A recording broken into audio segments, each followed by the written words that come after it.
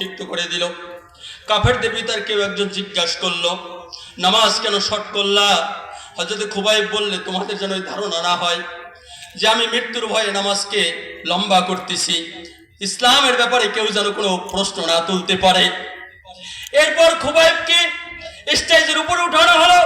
খুবাইবকে কাঠের সাথে তার হাত, ডান হাত বাম হাত, এরপর হাত পা ছড়ায়া আমার খুবাইবের হাতের ভিতরে যখন লোহার পেড়াক মারা শুরু করে দিল, লোহার পেড়াক মারতেছে, ডান হাতে মারতেছে, বাম হাতে মারতেছে, দুই পায়ের ভিতরে মারতেছে।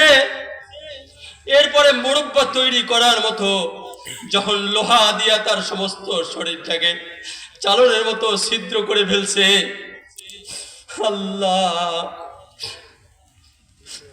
খুবাইব তখন মাথাটা নিচু করে দিয়েছে। কাফেররা বলতেছে, খুবাইব মাথা কেন নিচু দিয়ে আছো? হযরত খুবাইব বলে, তোমরা তো জানো না, মৃত্যু মুসলমানদের কাছে হাদিয়া। আমার মৃত্যু হয়ে গেলি সাথে সাথে আল্লাহ আমাকে জান্নাত দান করে দিবে। আরে মুতার যুদ্ধে আল্লাহর নবী তিনজন সাহাবীর নাম ঘোষণা করলো, আব্দুল্লাহ ইবনে রাওহা, জাফর ইবনে আবু তালিব, আর একজনের নাম হলো হুজুর সাল্লাল্লাহু আলাইহি সাল্লামের পালক পুত্র যায়েদ রাদিয়াল্লাহু তাআলা আনহু।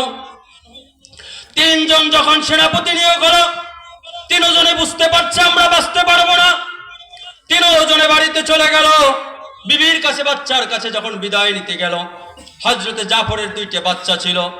বিবি দোয়া করতেছে, ওগো আল্লাহ, তুমি আমার জাফরকে শহীদ বানায়া, গাজী বানায়া আমার কাছে ফিরাইয়া দিও।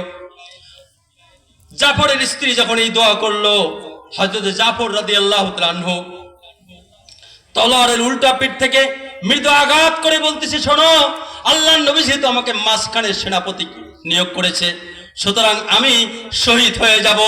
আমার জাফর যখন জিহাদের ময়দানে চলে গেল, জিহাদের ময়দানে ঢুকে যাবার পরে নিজের তলোয়ার দিয়া তার ঘোড়ার পা কেটে ফেললো। এই জন্য যে চতুর্দিক থেকে যখন তলোয়ারের আঘাত আসবে, আঘাতের কারণে জানো আমি এখান থেকে ভেঙে না যাই, দাঁড়ায় জিহাদ করবো, এখানে শাহাদাত বরণ করব। জাফর ওইভাবে দাঁড়ায় দাঁড়ায় জিহাদ করতেছিল, একজন কাফের আইসা তার ডান হাতটাকে কেটে ফেললো। সাথে সাথে ইসলামের পতাকা বাম হাতে নিয়ে নিল। বাম হাতটা যখন কেটে ফেললো, জাফর রাদিয়াল্লাহু তাআলা আনহু সাথে সাথে আল্লাহু আকবার, তিনি দুই কাটা বাহু দিয়া ইসলামের পতাকা ধারণ করেছিল।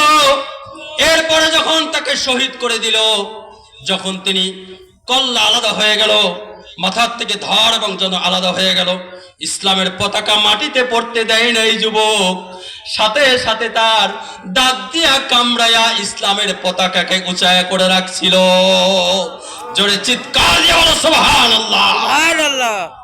যুবক, তোমাদের আল্লাহর নবী বলেছিল, যুবকরা আমার ইসলামের কাজে সাহায্য করেছে, বুড়ারা আমাদের ক্ষতি করেছে।